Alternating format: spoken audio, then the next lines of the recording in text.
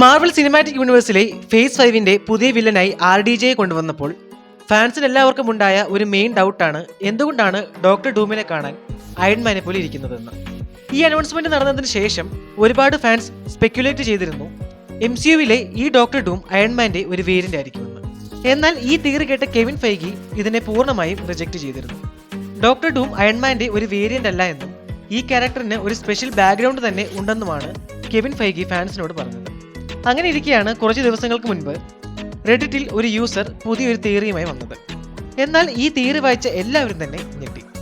എന്തെന്നാൽ ഈ തിയറിയിൽ പറയുന്നത് MCUവിൽ അയൺമാന്റെ വേരിയന്റ് അല്ല ഡോക്ടർ ഡൂം, മറിച്ച് ഡോക്ടർ ഡൂമിന്റെ വേരിയന്റ് ആണ് അയൺമാൻ.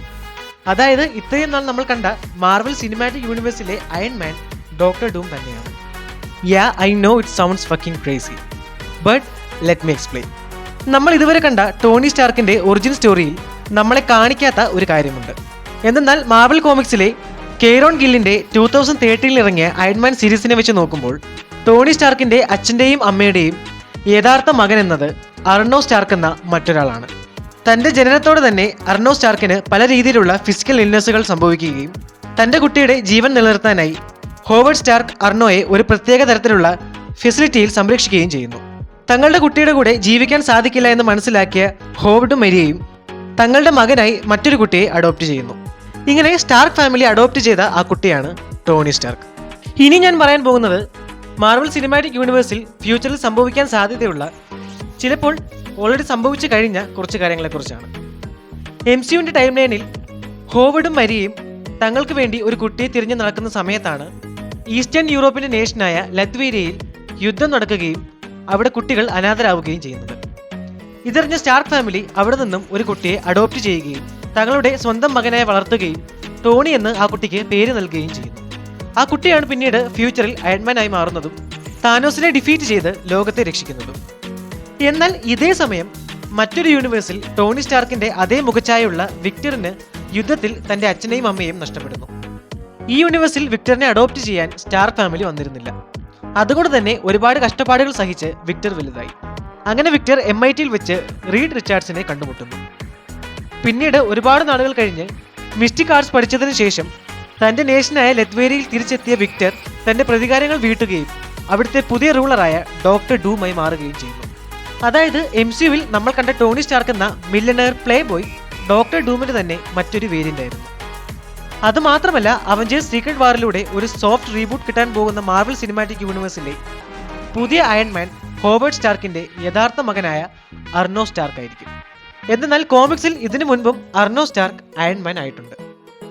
ഈ ഒരു പ്ലോട്ടിലാണ് മാർവൽ മുന്നോട്ട് പോകുന്നതെങ്കിൽ ഇതിലൂടെ 2 ചോദ്യങ്ങളുടെ ഉത്തരം നമുക്ക് ലഭിക്കും. ഒന്ന്, എന്തുകൊണ്ടാണ് ഡോക്ടർ ഡൂമിനെയും അയൺമാനെയും കാണാൻ ഒരേപോലെ ഉള്ളത്?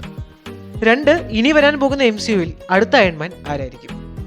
ഈ ഒരു തിയറിയുടെ കൂടെ നമുക്ക് മറ്റൊരു തിയറി കൂടി ആഡ് ചെയ്യാൻ സാധിക്കും. അതെന്തെന്നാൽ മാർവൽ സിനിമാറ്റിക് യൂണിവേഴ്സ് എന്നത് ഒരു മെയിൻ ടൈം ലൈൻ അല്ല, മറിച്ച് മെയിൻ ടൈം ലൈൻ എന്നത് അവഞ്ചേഴ്സും എക്സ്മെനും ഫാന്റാസ്റ്റിക് ഫോറും സ്പൈഡർമാനും പോലുള്ള ഒരുപാട് ക്യാരക്ടേഴ്സ് ഉള്ള മറ്റൊരു യൂണിവേഴ്സ് ആണ്. ഇപ്പോൾ നമ്മൾ കണ്ട MCU എന്നത് ഈ മെയിൻ ടൈം ലൈനിൽ നിന്നുമുണ്ടായ ഒരു ബ്രാഞ്ച് മാത്രമാണ്.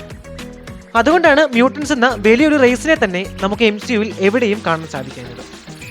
അതുമാത്രമല്ല, മെയിൻ ടൈം ലൈനിൽ നിന്നും ഉണ്ടായ ഒരു ബ്രാഞ്ച് ആയതുകൊണ്ടാണ് ഈ യൂണിവേഴ്സിലെ വിക്ടർ ടോണി എന്ന ഐഡന്റിറ്റി സ്വീകരിക്കുകയും അയൺമാനായി മാറുകയും ചെയ്യുന്നത്. ഇതേസമയം മറ്റെല്ലാ യൂണിവേഴ്സിലും ടോണിയുടെ മുഖച്ഛായുള്ള വിക്ടർ ഡോക്ടർ ഡൂം തന്നെയാണ്. സോ പ്രോബബ്ലി അവഞ്ചേഴ്സ് സീക്രട്ട് വാറിന് ശേഷം നമ്മൾ ഇതുവരെ കണ്ട സൂപ്പർ ഹീറോസ് എല്ലാവരും മെയിൻ ടൈം ലൈനിന്റെ ഭാഗമാവുകയും അവിടെ നിന്ന് നമുക്ക് പുതിയൊരു യൂണിവേഴ്സിന്റെ സ്റ്റോറി കാണാൻ സാധിക്കുകയും ചെയ്യും. സോ ഏത് രീതിയിലാണ് ഇനി മാർവൽ ഡോക്ടർ ഡൂം എന്ന ക്യാരക്ടറിനെ ഇൻട്രൊഡ്യൂസ് ചെയ്യാൻ പോകുന്നതെന്ന് നമുക്ക് കണ്ടു തന്നെ അറിയാം. Okay guys, hope you like the video. നിങ്ങൾക്ക് വീഡിയോ ഇഷ്ടമായെങ്കിൽ നിങ്ങളുടെ കൂട്ടുകാർക്ക് ഷെയർ ചെയ്ത് കൊടുക്കുക. വീഡിയോയ്ക്ക് മാക്സിമം റീച്ച് കിട്ടാനായി ലൈക്ക് ചെയ്യുക. ഒരുപാട് നാളുകൾക്ക് ശേഷമാണ് ഞങ്ങൾ യൂട്യൂബിൽ തിരികെ എത്തിയിരിക്കുന്നത്. സോ ഇതിന് മുൻപുണ്ടായിരുന്ന പോലെ തന്നെ സ്നേഹവും സപ്പോർട്ടും ഞങ്ങൾ പ്രതീക്ഷിക്കുന്നു. ഈ വീഡിയോ കണ്ടുകൊണ്ടിരിക്കുന്ന ആരെങ്കിലും ചാനൽ സബ്സ്ക്രൈബ് ചെയ്തിട്ടില്ല എങ്കിൽ സബ്സ്ക്രൈബ് ചെയ്ത് സപ്പോർട്ട് ചെയ്യുക. അപ്പോൾ അടുത്തൊരു വീഡിയോയിൽ പുതിയൊരു കണ്ടന്റുമായി കാണുന്നവരെ I am Ashwin, signing off from SB Universe. Bye bye.